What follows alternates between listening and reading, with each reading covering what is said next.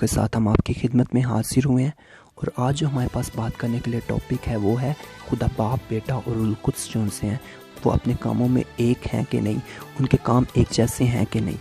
اگر ہم پیدائش میں پڑھیں تو ہم وہاں پر پڑھتے ہیں کہ خدا نے ساری کائنات کو تخلیق کیا، اور خدا نے ساری کائنات کو تخلیق کرنے کے مطابق اس کے بعد ان کے مناسب ماحول میں رکھا، اور جب ماں ہوا اور بابا آدم کو خدا نے تخلیق کیا تو خدا نے کہا کہ اس درخت کا پھل نہیں کھانا، اور انہوں نے اسی درخت کا پھل کھایا اور خدا کے خلاف نافرمانی کی، اور خدا نے انہیں باغ عدن سے باہر نکال دیا۔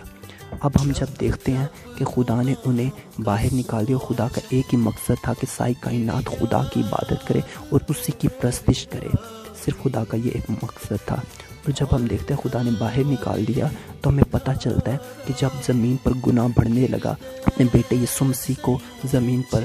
بھیجا تاکہ گناہوں کو مٹایا جائے، گناہوں کو ختم کیا جائے اور خدا باپ کے ساتھ ہمارا رشتہ پھر بحال ہو سکے۔ پھر ہم لوگ خدا یسوع مسیح کی اگر زندگی پر غور کرتے ہیں تو ہم لوگ دیکھتے ہیں کہ خدا یسوع مسیح جب اس زمین پر آئے تو یسوع مسیح نے منادی کی، توبہ کرو،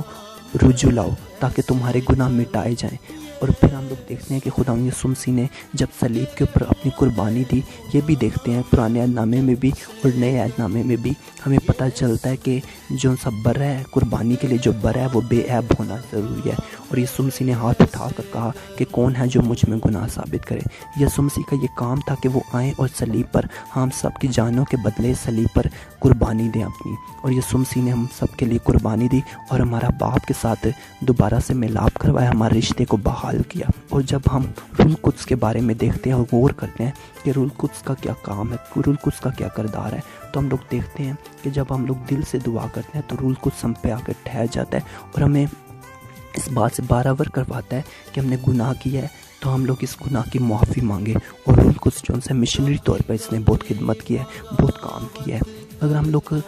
بائبل مقدس میں پڑھیں تو روح القدس جو ہے ہمیں ہمارے گناہوں سے دھوتا ہے، ہمارے اندر ایک تحریک پیدا کرتا ہے کہ ہم توبہ کریں اور خدا کو قبول کریں، ہمارا جو سا رشتہ ہے وہ یسوع مسیح کے ساتھ بحال ہو سکے، ہمارا جو سا رشتہ ہے ہم یسوع مسیح کے ساتھ ایک ہو سکیں، ہم لوگ اپنا خدا یسوع مسیح کو شخصی نجات دہندہ قبول کریں تاکہ ہم لوگ خدا کی بادشاہی کے وارث ہو سکیں، تاکہ ہمارا خدا کے ساتھ رشتہ ہو سکے۔ یسوع مسیح ایک ایسا رستہ ہے جس سے ہم لوگ خدا کی بادشاہی میں جا سکتے ہیں، کیونکہ یسوع مسیح نے دعویٰ کیا، کون ہے جو مجھ میں گناہ ثابت کرے؟ یسوع مسیح نے دعویٰ کیا،